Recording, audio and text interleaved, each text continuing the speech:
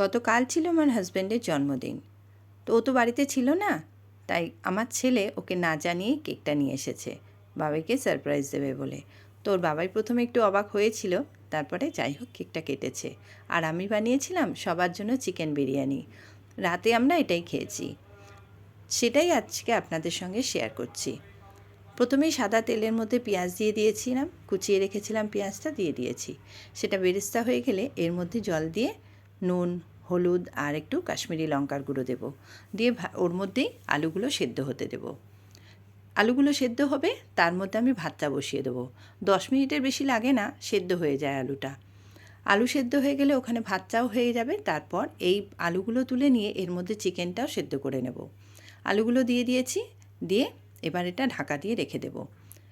এখানে ভাতটা বসাচ্ছি, তাই ভাতের হাঁড়ির ঢাকনার মধ্যেই নুন, তারপরে গোটা গরম মশলা, তেজপাতা এগুলো রেখে দিয়েছিলাম। জলটা গরম হওয়ার পরেই ওর মধ্যে দিয়ে দিয়েছি। আর এই চালটাও ধুয়ে রেখেছিলাম, একটু ভিজিয়ে রেখেছিলাম, এটাও দিয়ে দিয়েছি। দিয়ে ভালো করে ওটা ভাতটা হবে, আর এখানে আলুটাও সেদ্ধ হয়ে গেছে। সেদ্ধ হয়ে যেতে আলুগুলো তুলে নিচ্ছি, নিয়ে এই রসটার মধ্যে, পেঁয়াজের রসটার মধ্যেই দিয়ে দেব চিকেনগুলো দিয়ে এর মধ্যে একটু নুন দিয়ে দিয়েছি, আর দেব আদা রসুন বাটা, আর একটু আতর দেব। 2 ড্রপ আতর দিলেই হবে, তাহলে সেন্টটা ভালো হবে মাংসের। তো এটা হয়ে গেল, এর মধ্যে ঢাকা দিয়ে রেখে দেবো। এটাও 10 মিনিটের বেশি লাগে না, সেদ্ধ হয়ে যায়। সেদ্ধ হয়ে গেছে, এই দেখুন। এবার এটা একটা বড় বাসনের মধ্যে ট্রান্সফার করে নিয়েছি, নিয়ে তার মধ্যে এই আলুগুলো সেদ্ধ হয়ে গেছিলো, এগুলো দিয়ে দিয়েছি। দিয়ে একটু বিরিয়ানির মশলা দিয়েছি, দিয়ে তার উপরে দই দিয়ে দিয়েছি। দই 1-1.5 দই দিলেই হবে। তারপরে এবার ভাতগুলো হয়ে গেছিলো, ভাত নামিয়ে ভাতটা এর মধ্যে একটু একটু করে সার্ভ করছি, মানে গুছিয়ে নিচ্ছি ভালো করে।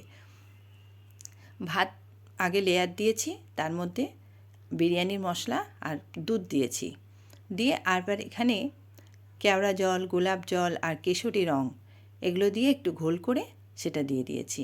দিয়ে আর একটু আঁতর দিয়েছি, আর একটু বিরিয়ানির মশলা আর নুন দিয়ে দিয়েছি ওপরে একটু, দিয়ে ঢাকা দিয়ে দিয়েছিলাম। দিয়ে এটা 10 মিনিট হাই হিটে রেখেছি, 15 মিনিট লো হিটে, আর 10 মিনিট রেস্টে রেখেছিলাম। তারপরেই সবাইকে সার্ভ করেছি।